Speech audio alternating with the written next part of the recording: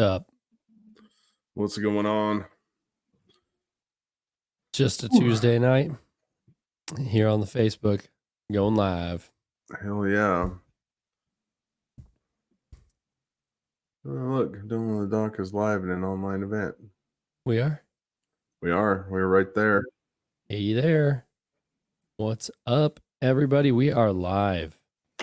Happy Tuesday. Yeah, happy Tuesday indeed, man.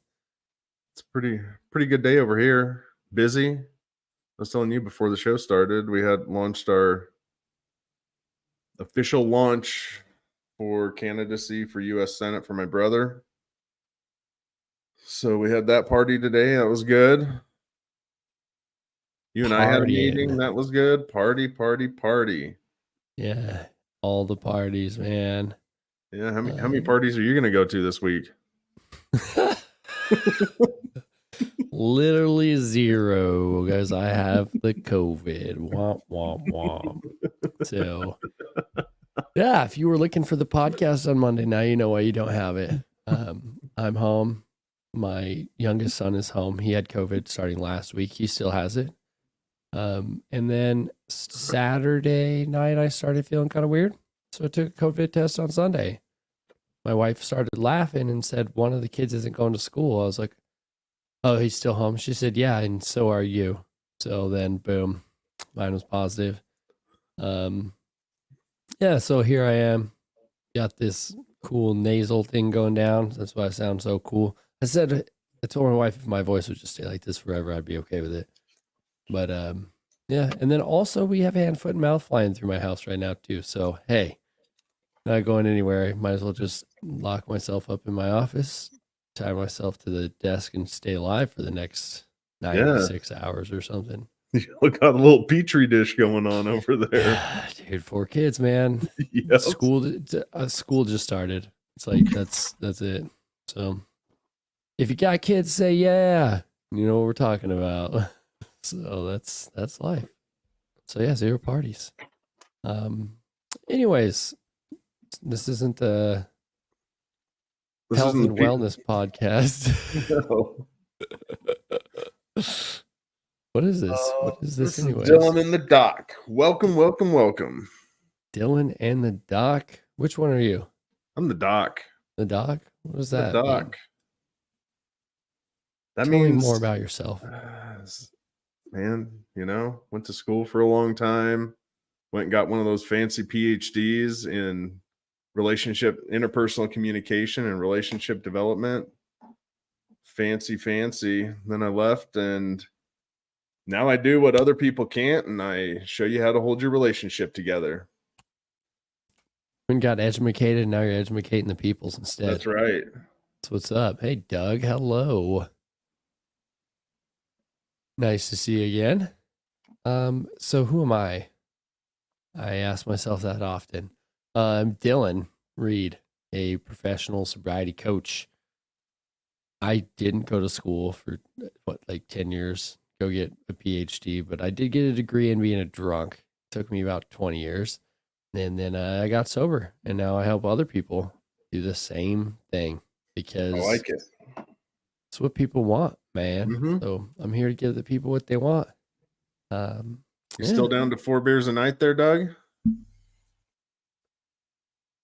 I thought you were asking me that. I was like, nope. Not in a long time, man. Nope, the audience. Hey, there we go. We're seeing where everybody's at. How was your weekend?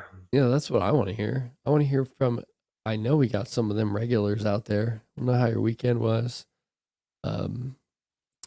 Tyler, what's up? Never going back. I haven't seen or heard from this guy in a minute. Hello. Way to go, Doug. Still on track. That's awesome. Glad to hear the weanings are working for you. So, yeah. Yeah, everybody let Dillon know how your weekend was, because he did not get out much this weekend. No. He's going to live vicariously through you. Yeah, I'm going to enjoy what it's like to be outside. Hey, I mean, I get outside. I go for a walk. my whole neighborhood, because we all talk, Yeah. like a small neighborhood. Everyone knows I have COVID now. So when I'm going walking down the street, everyone goes to the other side of the street so I can safely walk through my neighborhood without worrying about getting someone else sick. So Shit. it's just the way it goes for right now. Yeah. Tyler, we've been good, man. Got a podcast now. We go live 2 or 3 times a week, depending on the week. Things are good.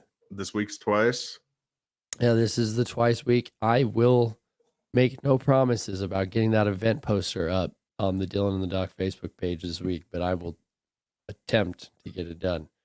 But editing the podcast is number one. I would honestly, I wouldn't have even had a problem with it, but as soon as my 2-year-old came home with hand, foot, and mouth, I was like, well, my wife has hand, foot, and mouth, so she's not having a good time. The baby does, but he doesn't seem to care. And now the 2-year-old's home. It's like, I don't get it. Just hang out in the office for the rest of the week. Like, that's not a thing. So that's life, you know? I think it's important to be flexible. Yeah. What do you think? It is. It is, especially in times like you're dealing with. Yeah. I mean, not everything goes as planned. You know, I think where I put my foot in my mouth was on Friday when I promised I'd have the podcast edited and released by Monday, no matter what. Yeah. So here we are. And I lied. So I didn't lie. I just didn't expect this to happen. So I've had to remain flexible since then. Because that's kind of like one of the most valuable traits I picked up when I got sober was the ability to be flexible, which I lost in my drinking.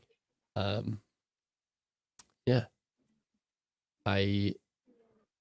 If you look at brain scans, we actually all kind of start to lose creativity and flexibility in our drinking because we just don't need it for what we're doing generally. You don't have to be too flexible when all you're doing is going to work every day and then buying a 6-pack on the way home or whatever it is that you do. Yeah. Right? Yeah. Yeah. What do you think about flexibility? What do you There's kind of two sides to flexibility. There's the side where you need to be flexible in relationships, and there's the side where you can't be flexible. Boundaries are something you can't be flexible with. Oh, hello. Now we're talking. It's like there's some boundaries that have to have hard lines to them. There's no flexibility because a lot of people give them an inch, they'll take a mile. But then there's other things you have to be flexible with: careers, your goals. There's other things you can't be flexible with: the time that you spend together. That has to be like a non-negotiable. Yeah. I hear that. Yeah, but I guess you're right. I mean, when I think flexibility, I don't think inflexibility, but there's a lot to be said there in the recovery side too, because it is the boundaries thing as well.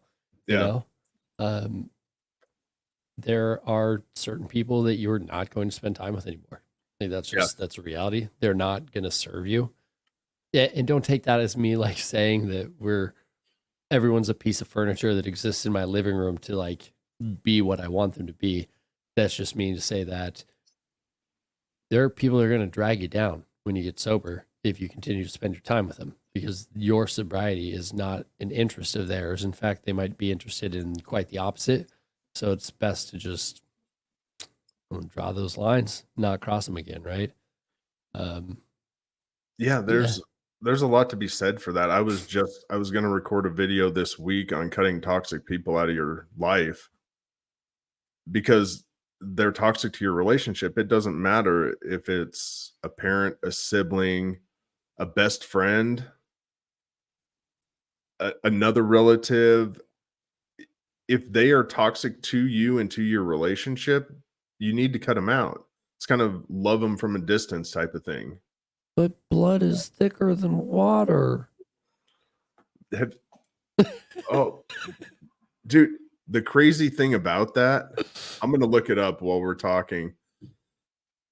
That's not the whole saying. Have you ever heard the whole saying? No, but I'm ready. No, but I think I just hear somebody in the background screaming that right now. Like, how dare you consider cutting your fifth cousin out because she's rude to your boyfriend or something, right?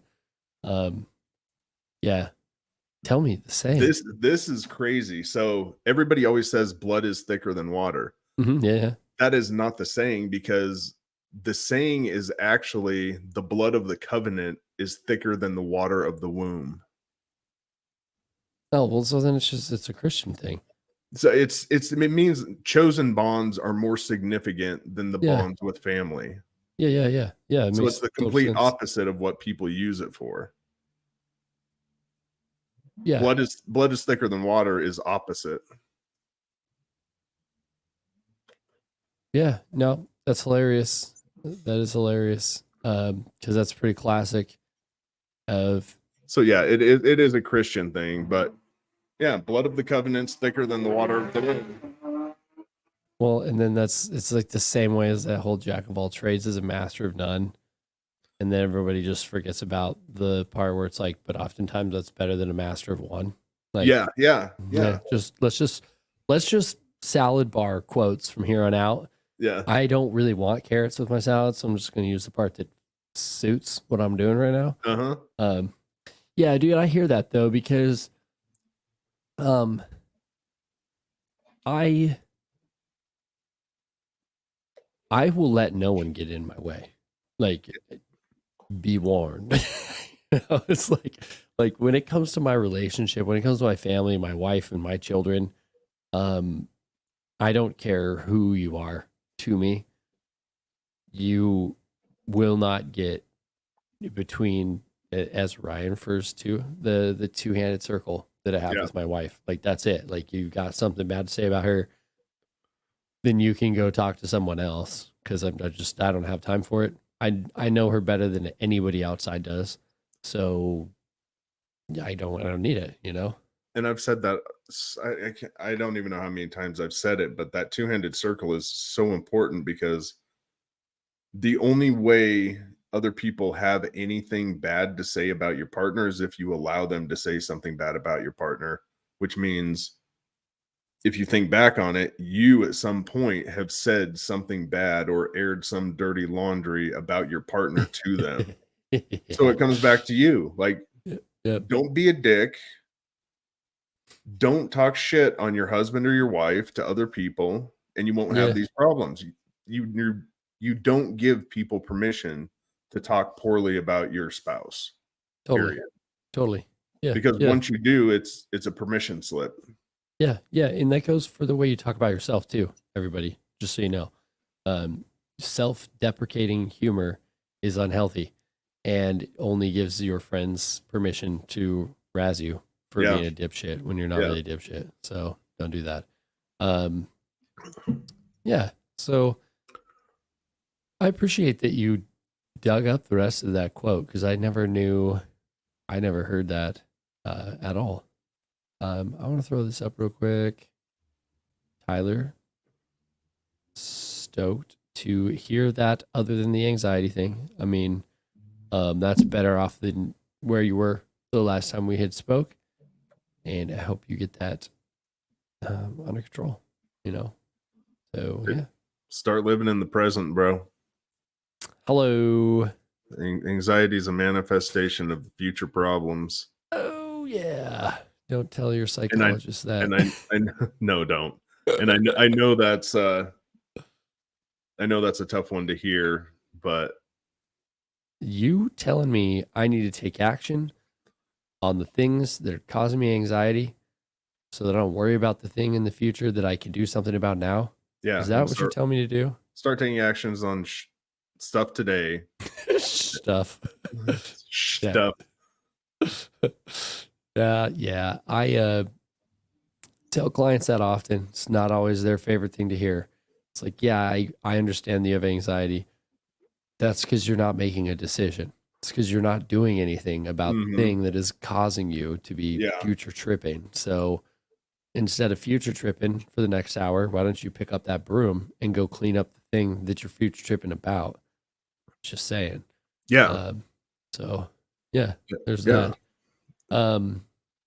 Yeah, I was on a call with somebody and they're tripping out about having a conversation with their they were separated from their spouse with their futures with their ex because they didn't know they didn't want to hear an answer, right? They didn't want to get a specific answer, Yeah, but yeah. they were also holding off, so they're living in limbo. That limbo is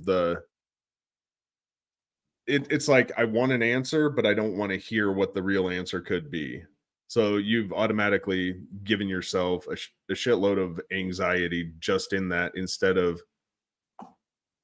talking and confronting it in the correct way and just coming to the terms with, what have you got to lose? Well, your anxiety. That's what you've got to lose. Yeah, yeah. Like, that's what you're going to lose. Dude, I mean, I'm not, anybody that's a fan of the show knows I'm not a huge AA fan. You know, if you're into deep cuts, you know. What they did get right was the amends thing. I think it's a huge deal. And what you're talking about there, I can't tell you the number of people I've worked with where it's like, and I'm not calling it amends. It's called just be a decent human being. Like if you fuck somebody over, like make it right. Like don't just leave an axe in somebody's back, right? But we trip out about what's going to happen in that conversation. Well, what if they get mad? Then they get mad, dude. Like, but you need to go own up to whatever it was that you did. And people get so anxious about a response that they don't even know how anything's even going to be received. They're just like inventing a result to this scenario in their head. And then most of the people that I know, it actually ends up positively because we generally are willing to accept when somebody is owned their shit, comes to us with that and wants to discuss a way forward or through, you know, not immediately slam a door in someone's face. You see that in movies a lot. You don't see that in real life so often. So I just thought that was pretty interesting. I'm back and forth on the amends thing in those 12-step programs. One, it makes you think back on everything you messed up on, and they Oh want you yeah. to go make amends for the smallest of things. I think Yeah. that is completely back asswards. Yeah. You're causing yourself more pain. And like I don't talk about it a lot on here, but I'll talk about it sometimes. The bridges that I burnt in addiction are what saved my ass Yeah. Yeah. Yeah. moving forward. Yeah. Well, I'm saying like if you have a bridge that you burned that you didn't want to burn, like Oh, you gotcha. burned it, like, and it keeps you up at night. Like, Mhm. I had a couple of them. Like, I mean, I did not go out of my way. Like, I mean, I went out of my way with a couple of them to like go talk to people, but Yeah. I didn't like rack my brain clear to when I was 5 to like when I took someone's like truck at the schoolyard Yeah. or something like that, right? Like, I didn't go that far. But But the there's people things, that do that. yeah, I think that's insane, dude. The things that like I don't know. I think that's insane. I'm sorry. Like my I'm not amends were sorry. like, yeah, Like it was the family and relationships that I cared about. there you go. Yeah, it's like I had an employer that I burned um he meant a lot to me and I felt bad about it like from the moment it happened forward. Like Mhm. it never went away. So it was like, yeah, that's a pretty important one to go talk to somebody about now that I've resolved the issue that created all that, right? But yeah, I mean, I think that's what I'm about. Like, if you Yeah. got that's it's another one of those anxiety things. Like, you're losing sleep over a situation that you created while in some sort of maladjustment, addiction, whatever it might be. You didn't handle a situation properly. Now you Yeah. have the tools to do it. You need to go, hey, so maybe I should see what I can do. Or, you know, you Yeah. owe somebody money and you're staying up at night about it. Maybe you figure out a way to start getting it back to them. Those kinds of things. Yeah. Definitely not talking about something you did on the schoolyard. Like, oh, hadn't even drank yet, but it was just my character defects that caused me to be a dick when I was 5. You know, like I Yeah. don't, not that far. But on the other side of that, like I see a lot of people, and people in relationships kind of do this too. They take that amends thing to a whole nother level where it's no longer about the amends. It's that how do I say this in a nice way? It's that I can continually go mess up and do the same thing over and over. And as long as I say sorry or make amends, Dude, everything's fine. it's not how that works. But that's how it Yeah. was. You would go to meetings. I'll put it in sobriety and then I'll put it in relationship context. You'd go to meetings. Some dude with 20 years would be sitting there in the circle, come in on a Tuesday, say, I went home screaming at my wife, yelling because she didn't have my t-shirt ironed or whatever the case was, Mhm. but I immediately made amends. Cool. Next week, same exact thing would happen. I came home, yelled, screamed at my wife, did this, did that. And at one point, you're just like, dude, you are not a man. Yeah. Yeah, You yeah. are just a man child that's screaming and throwing a fit because you don't know how to handle life.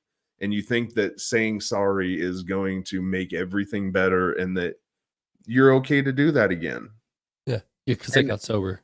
yeah, but it works the same in relationships, Yeah. right? As long as I say sorry, no, you've broken trust. Once you say sorry and you kind of do it in a timeline, past, present, future. This is what I did. It was terrible what I did right now. I shouldn't have done it. I'm working on not doing it again. And in the future, I promise to take certain actions to make sure it doesn't happen again. Totally. Once any one of those, that future action is broken, and you say that I won't do this again in the future, and you do it, you've automatically broken trust. Yeah. It's not about the amends. It's that you're acting like a child, not getting your way, and you think saying sorry is just going to fix it. We're not children anymore. You need to step up, be the type of person that holds himself accountable Yeah. to what they say. Yeah, well, what if I don't wanna be accountable? What are you gonna do about it? Huh? What am So I going to do what about are it? you gonna do about it? Well, I'm going Like, to tell you to hit the road. I would stop talking to you, quit Yeah, wasting my time with you. yeah, yeah. Weird. I mean, I think I think we let people get away with a lot of shit in relationships and in recovery, like Yeah, with a sorry, you yeah. know, truly. And But a sorry, like a first sorry is fine. Like you should apologize. yeah, yeah, yeah, It should be yeah, a sincere apology. yeah, yeah, yeah. But it's not like a blank check, you No. know. And I think that actually pisses me off. I see because I mean I'm in the community, right? Like it's not Hmm. just people think my profile is a page. It's not like it's my Facebook. It's like my profile. I just happen to have a lot of people that follow me, right? Yeah. Um, I so still in these other groups. Like I'm not just my group, right? And I just watch this like people think getting sober is enough, or and they think that once they've done that they don't have to do anything else. They Hmm. like somehow, and I'm not poking fun at anything. This is just a really good analogy, a really good parable kind of to like tell the story. Like the concept that you can become a born again Christian and you're like absolved of the sins of the past. You go give a confession, you join a Catholic church or whatever church, whatever denomination, right? But like all your sins are washed away. You got a blank slate. You start over, right? Getting sober doesn't do that shit. Like that's just not how it works. But I see people that try to play their life like that's how it works. Like they don't have to be accountable for the things that they did. And I I got news, Bucko. like like if I would have pulled that, I wouldn't be on the show with you right now. I wouldn't be talking to you guys right now. I wouldn't be Hmm. married right now. I'd have two less kids right now because sobriety was the beginning of the accountability that was necessary for me to save my relationship. Like Yeah. that's the reality, right? Um, yeah. What are your thoughts on relationship side? And I like what Tyler said. Like, yeah, wholeheartedly. And I like that he actually says, "This is how I was." No lie. That's accountability. Yeah, yeah, Like just yeah, saying, "I was this way, doing much better now." You know, and then moving forward. Um, you do have to make the change. It's about being accountable. But I think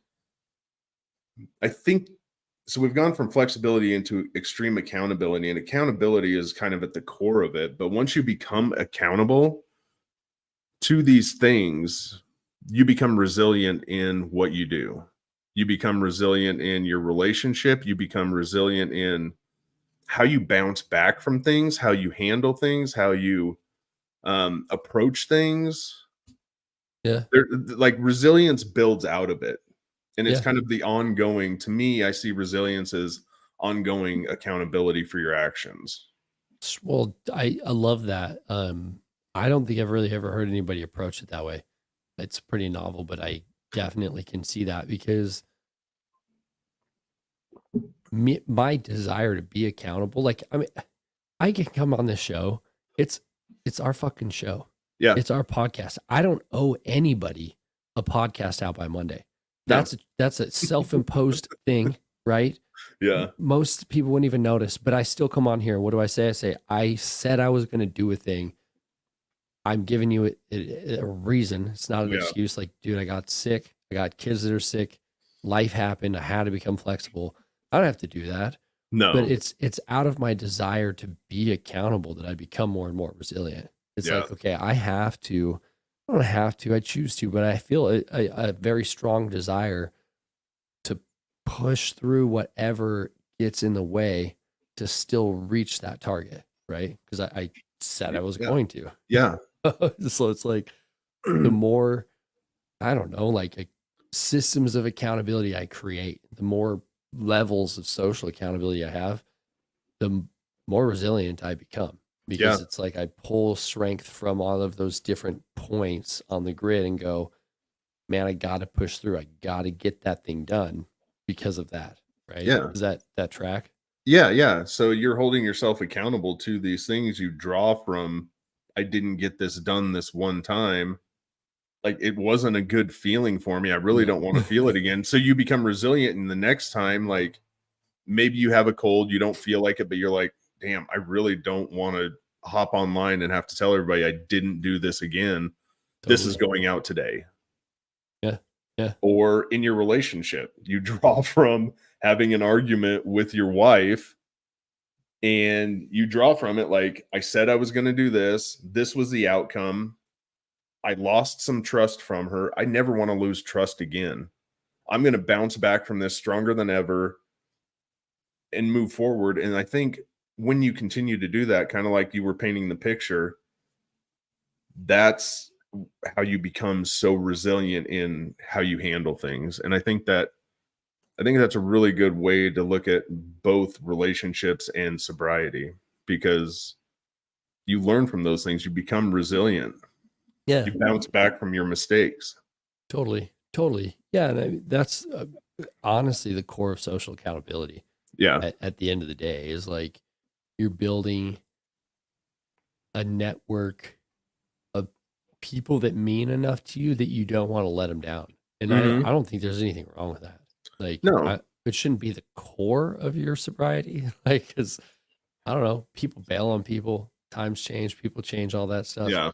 But keeping some people like that around that mean enough to you that you want to like not let them down Yeah. does not hurt you No. along the No way. whatsoever. No, no, not at all. I mean, I don't, I don't know. I mean, I'm intrinsically motivated to an extent, but most of my motivation is totally external. Like Yeah. I would say 70, probably 75 to almost 90% of the reason that I do the things I do have nothing to do with me.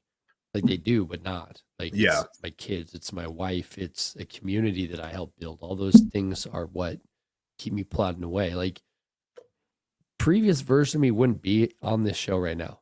Ryan Yeah. asked me earlier today, he was like, do we need to cancel the show? I was like, no, dude, I'll be there. Like I will pull it together. I will be there. Yeah. You know, it doesn't matter. You know, I can't get anyone sick through this microphone as best I could tell. So we're here. We're live, you know. But yeah, dude, previous version of me 100% would have been like, yeah.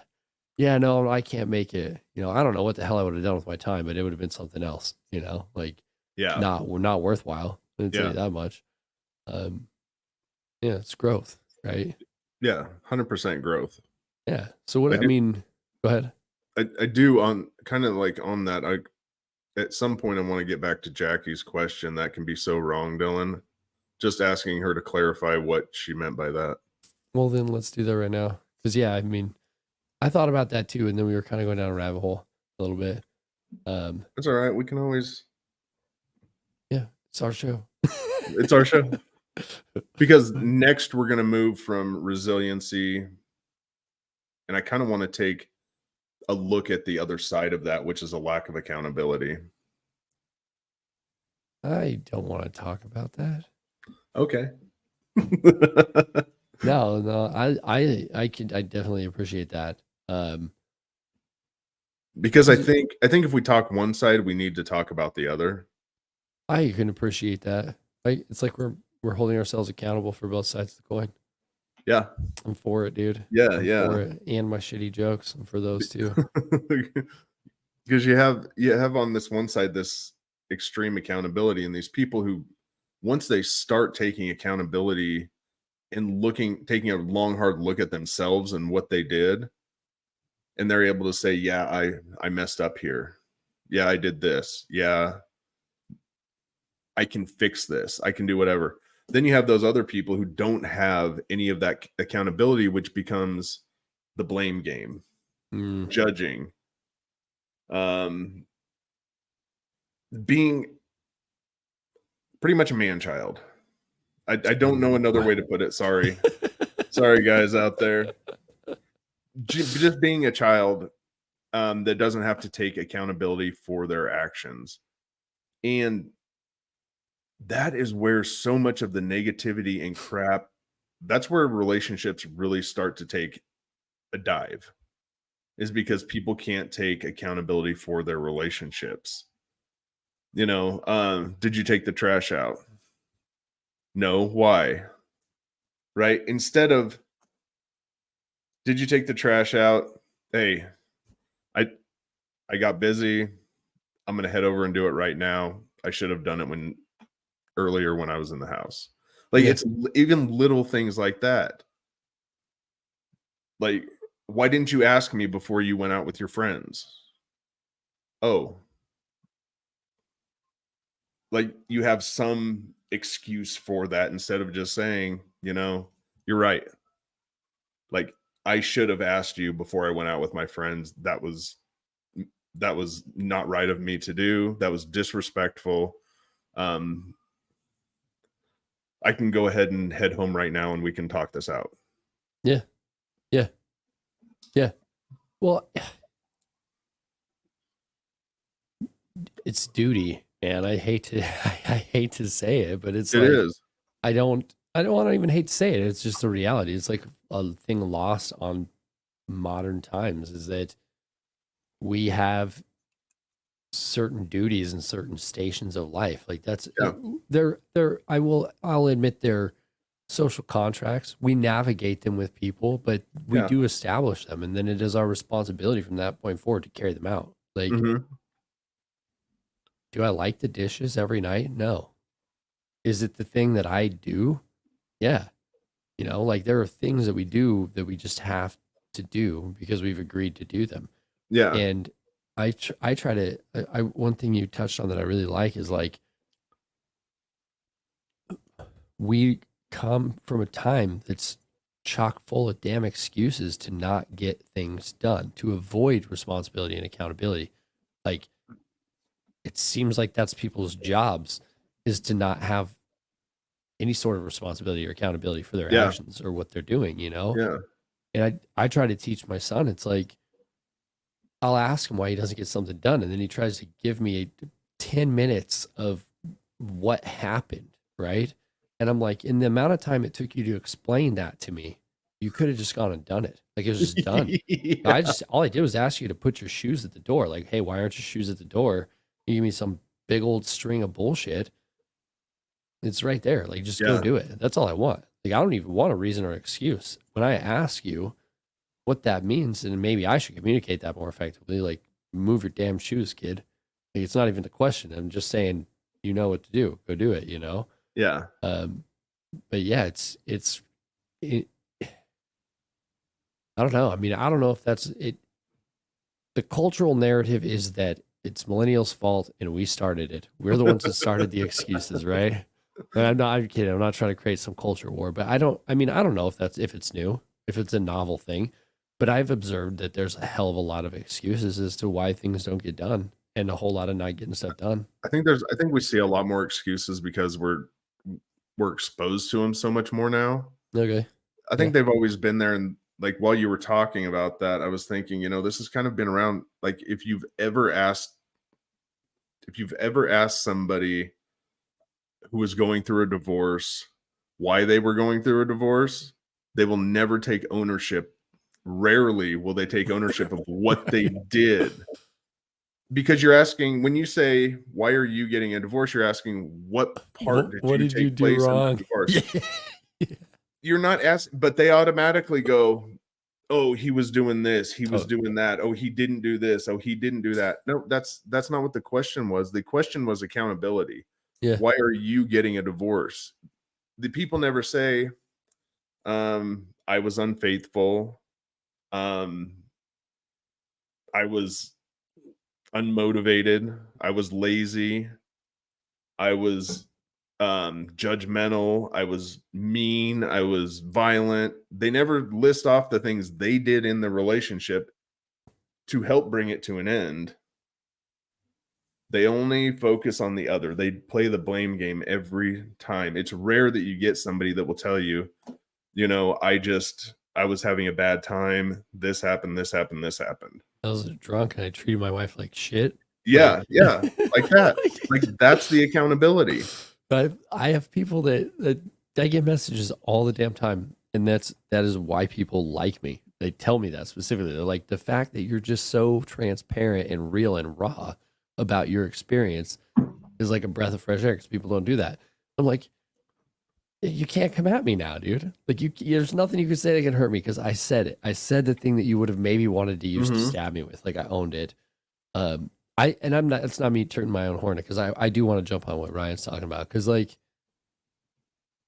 there's a reason I do that, and it's not so that people can't hurt me. It's not anything like that. It's that as soon as I take ownership for the thing that I did wrong, I get to learn and grow from it.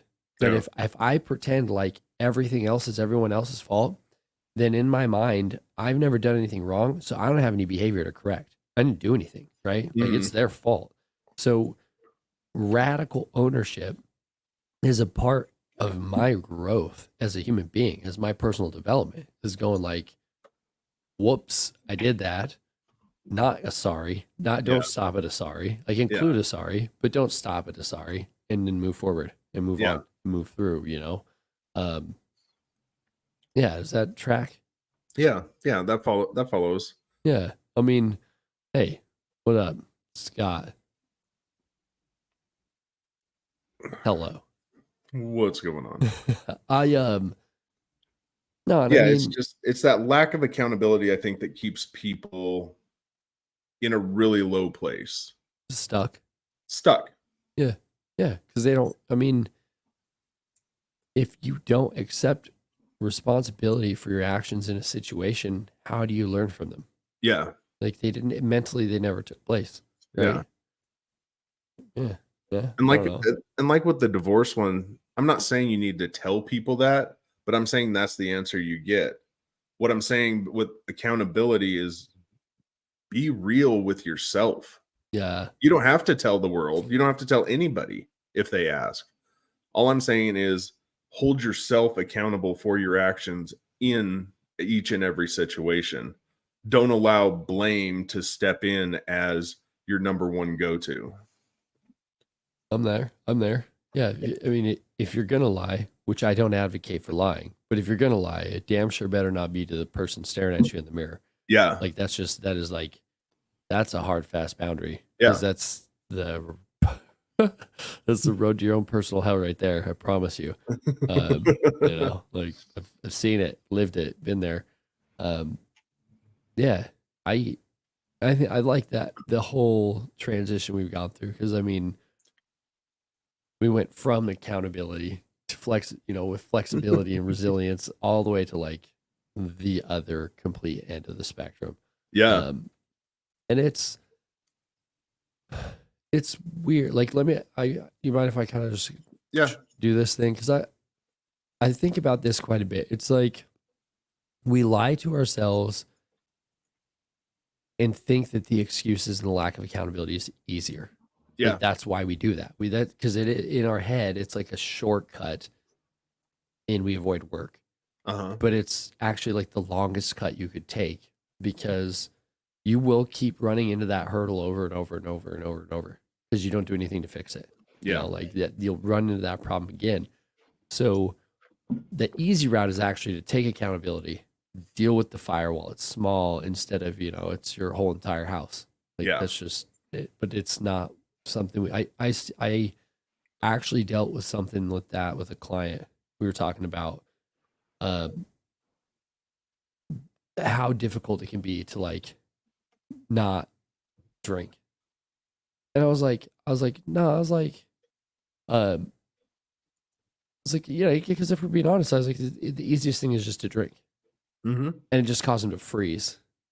And he goes, we always go over this. I go over this with every one of my clients to get a baseline. It's this my life circle activity. We look at like work and career and relationships with self, all these things. And he like holds the paper up and he goes, yeah, but if I drink, then like this isn't where it is, and this isn't where it is, and this isn't where it is. And he goes, I think you just told me that it was easier because you made me think about how it's not. And I was like, that's exactly why I did it. But the problem is that when we are in that state of lack of accountability, we just rip that piece of paper up. It doesn't Yeah. even matter. We don't care what impact it has on our relationships or work or anything like that. Yeah. And it becomes very problematic, So it's like the easy road. What I'm saying is the easy road is always the one that looks really hard at first. It becomes easy. But if you take the easy road today, it will be hard forever. Like it will not always be easy. Dude, it's just like with coaching. You get what you pay for. It's true. It's It's very like true. in everything in life, you get what you pay for. If you want to pay for this $7 course, you're going to get $7 worth because they said it was the easy way. Yeah. Hey, take this magic pill and you'll be sober. Take this magic pill and your relationship will be fixed. Low price of $7. You get what you pay for. The pill's going to work for a quick second and then it's going to be back off to the races because there's no long-term accountability, resilience, long-term tools built in. Totally. Well, and the other thing I see too is like, I mean, I'm trying to figure out a good analogy.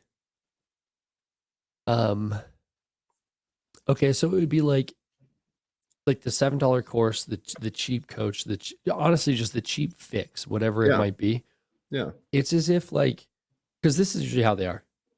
You get the cheap thing, and it points to the door, all the doors you need. Like it's like, hey, here's all the things you need, but there's no keys.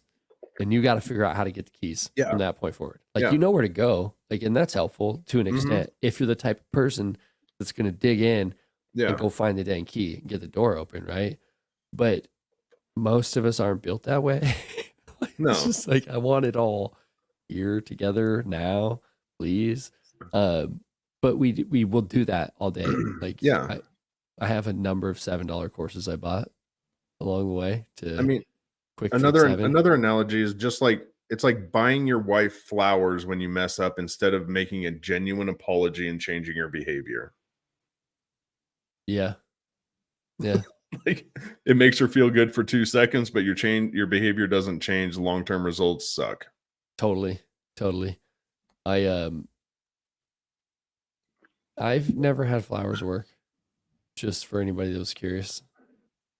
You have to fight like hell until you make it feel so much better. In the end of the fight, it's like a warrior. Yeah. I think man, it's like dude, you should buy flowers again. You buy them at times when you're not messing up. Totally. Yeah. You buy them just for no reason. When you mess up, apologize and make a change in behavior. The only person that I know Um, I know somebody that made a mistake in a relationship, and part of like renewing the promise to the whatever the mistake, and I'm not gonna leave details out because it's not anybody's business or anything, but what they did was never allowed the flowers in the house to die ever again for Oh wow. decades and decades and decades, no matter what was going on. And I thought that was pretty incredible Mm-hmm. because like that's commitment. That's Yeah. totally commitment. And the other thing was he wasn't doing like a delivery thing. There was no 1-800-flowers.com. He was like he's going and getting the flowers. He's bringing them. Like it was his thing, letting his wife know like I will always be there from this point forward because of the thing that I did. I thought that was cool. Otherwise, I'm with Ryan. Like, you better be very spontaneous, and you better Yeah. not be in the doghouse. You better not be hoping that gets you out Yeah. of trouble. Yeah. Ever. It's just not how it works. Yeah, no, not at all. Dude, I wish that Jackie would tell us what She would be meant so wrong. maybe we made her mad. No, I doubt that. I doubt that. I like to buy things she truly enjoys, not me making her happy. I use the 1-800. Hell yeah. Hey, you know that's fair. Yeah. I when I was in Casper before I got down here, that we had like our last one of the last anniversaries where we were apart. I sent flowers and I did it. So now, I mean, I don't forget our anniversary anyways. It's important you don't do that. But I couldn't even if I wanted to now because I get a text message every year from that same company that's a follow-up automated MMS. It's like, hey, do you want to send flowers? Your anniversary's coming up. I'm like, hey, thanks. No, I don't, but thank you for reminding me forever. So pro tip, if you get flowers for an anniversary, maybe it'll remind you and you'll never forget. So there you go. That's Oh my awesome. God. Yeah, I thought it was pretty funny. I'm like permanently protected of the foibles of the anniversary because my wife actually forgot that year and she got flowers for me and she was like, did you send me flowers? Because I always joke around. I never put my name on it. Yeah. I just like, it's always cryptic and stuff because it's just how I roll. And she was just like, did you send me flowers today? I was like, no, why would I send you flowers today of all days? Like just really dragging it out. Like, Yeah. you're going to pick it up, you know? Yeah. And then finally, like an hour later, I was like, dude, it's our anniversary. Like, yeah, I sent you flowers. And she's like, oh my God. Like, yeah, here you go. I got one get out of jail free card from that. I thought that was pretty hilarious. Yeah. So, lack of accountability. You got anything else you want to talk about there? No. No. Wish somebody had popped something up in there we could talk about. Yeah. I mean, we we could go on all day. It's just way We more got fun to we got interact 10 with you minutes guys. left. Yeah. Yeah.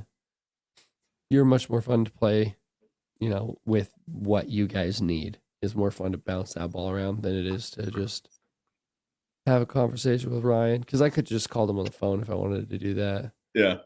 You know. Do one thing I actually, because we've been talking a little bit about resilience. I want to talk about how we had talked about how it can be foundational. Accountability can be foundational in resilience, right? Yeah. But I want to talk about too about how resilience is just foundational in relationships. Yeah. Like, period. Like, even if you strip the accountability out of the equation, because, and I'm not going to touch on the relationship side. That's your side. I'm going to talk on the relationship with sobriety side, Yeah. right? Because life is going to get you down. Like, it will either beat you up or it will kill you. And if you're not dead, it's beat you up and you've gotten back up. That's just the reality. It's unavoidable. I'm not going to butcher the Hemingway quote, but there's one that has something to do with that, right? And we in sobriety, especially early sobriety, sometimes later we become complacent, but we we're looking for the first damn excuse we can to go back to the way things were. Even though they sucked, at least we understood them. Yeah. And we don't have to be resilient in those situations. We don't care. It doesn't matter, right? Mm-hmm. So you, in your relationship with your sobriety, you have to become very resilient because life is going to give you more reasons to get drunk, high, whatever it is, than to stay sober. That's a fact. I promise you. I promise you. I'm sure I could pull everybody that I've ever met that's sober and they would agree. There have been more reasons to say screw it along the way than there were to keep going. And you have to consciously make the decision to keep going. And people don't like to hear that because that sounds a lot like work. And it doesn't sound like fun. But that's the dude that I am. And I'm embracing people for the impact of the reality of getting sober. Yeah. You know? So yeah, I didn't want to not drop that gold nugget while we were at least talking about resilience. Yeah. Because I think it's necessary. Yeah. So, I mean, that makes sense. Yeah. Yeah. Oh, Scott. Oh, Scott. Calling you out. So I'm going to give you the short, long answer to this. This is a short, long answer. Yes, that is not my area of expertise. So I quit drinking and everything for 10 years. Like I partied myself into the rooms of the 12 steps by the time I was 23. Spent nearly a decade in there and decided to go on my own way. And so I'm not in any type of active recovery right now. I just do my own thing. He's special. I'm special. Special. But yeah, yes, I have been in the shoes. I have had a decade of clean time, but that is not what I do. I help people with their relationships. There we go. Yeah. He's the relationship guy. I have a good relationship, and probably not as good as his. He seems to be better at things like that than me, but whatever. He's got his flavor, I got mine, right? Yeah. I handle the recovery questions, sobriety questions. How do you answer this? I don't understand the anxiety after drinking lasting. I don't understand where the anxiety comes from, so I don't know how to answer this. So if you're talking the chemical imbalance part, like just that solely, you have a heightened sensitivity to stressors because you have a higher level of cortisol, right? But I think it's important, Tyler, for you to understand what we were talking about earlier about doing something about it. You need to ask yourself if you're bullshitting yourself or not. And I'm trying to be as nice as I can, but it's like, yes, we have a higher level of cortisol. That there's no denying that.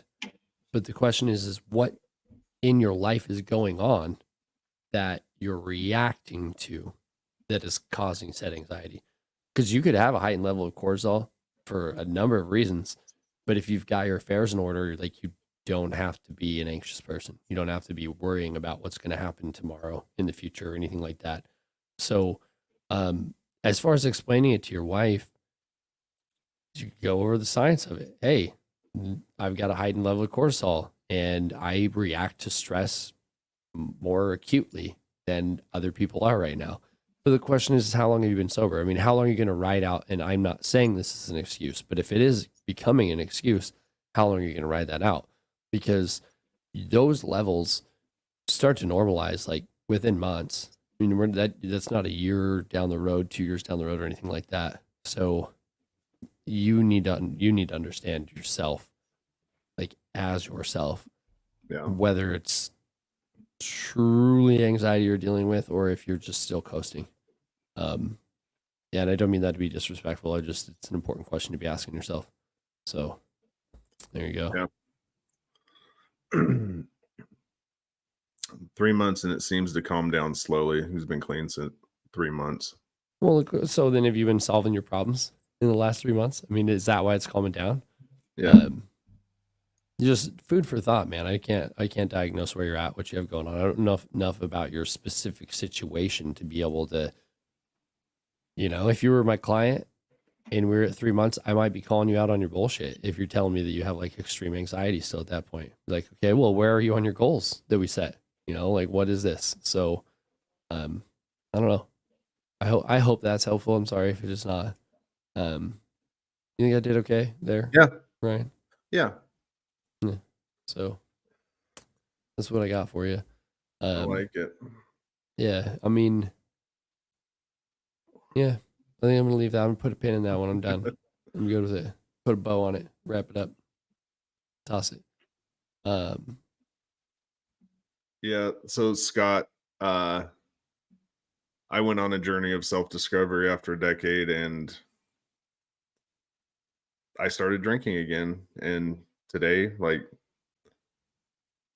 it's not a problem for me. I mean, I think I've had 2 drinks in the last month. But I've also said on this show, I don't suggest that to folks. Yeah. Yeah. I don't suggest taking the route I took. Like, if you're gonna stay sober, stay sober. I advocate for that. I don't even know why. It was self-discovery. I got sober super young. Yeah. And of course that is an excuse, and I just wanted to experience what I called my master's thesis, not having that identity.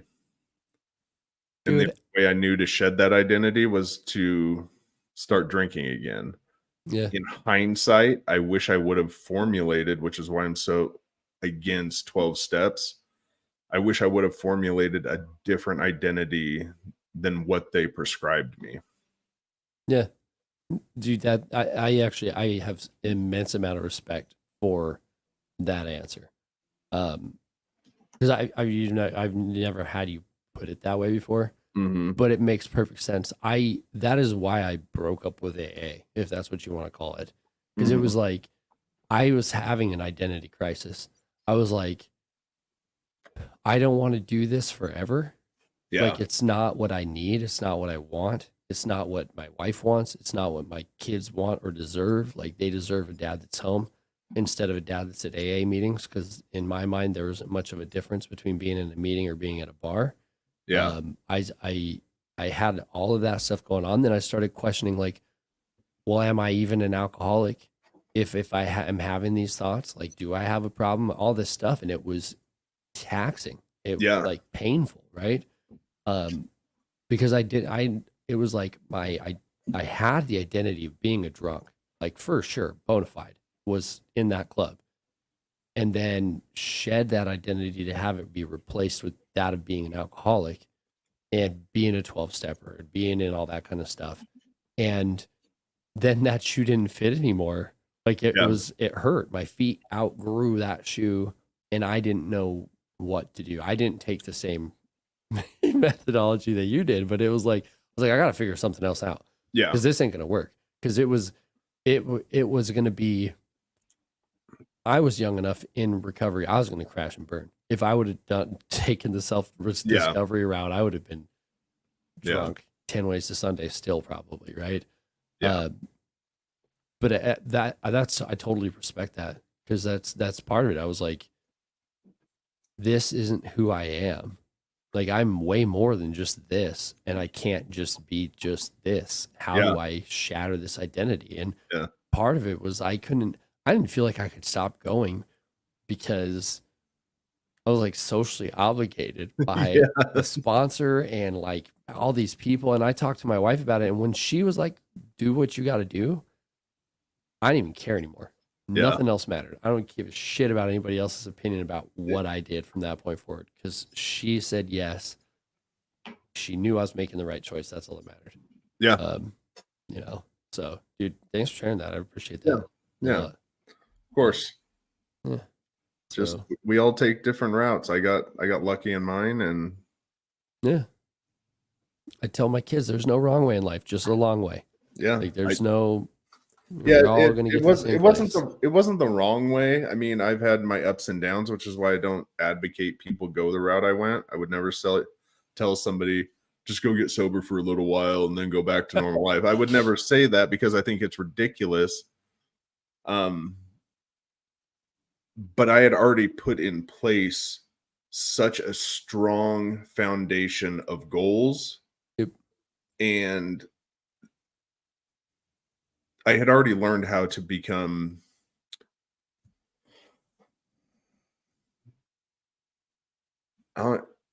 like I'm just so damn hard-headed when it comes to goals. I hit them. I'm gonna hit them one way or the other. Yeah. That's just how it is when I have the goal in mind. And I had done that for so long, and then I went on this thing of self-discovery, like, that wasn't even an option to stand in my way any longer. Yeah. Yeah. And Yeah. I did. I went on to get my bachelor's, my master's, my PhD.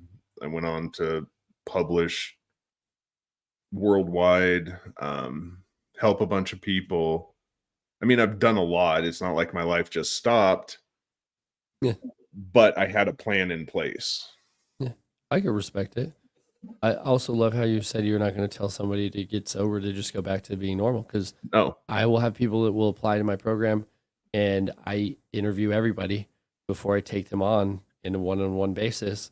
And I've had people that are like, yeah, I just want to try to get sober for 90 days and then like go back to it. And I'm like, yeah, I'm not taking your money. Like, we're not wasting each other's time here. Like, Yeah. that's not what this is about. Yeah. I don't want your money bad enough to help you do that. Like, Yeah. go find a different coach. There's one out there, I promise.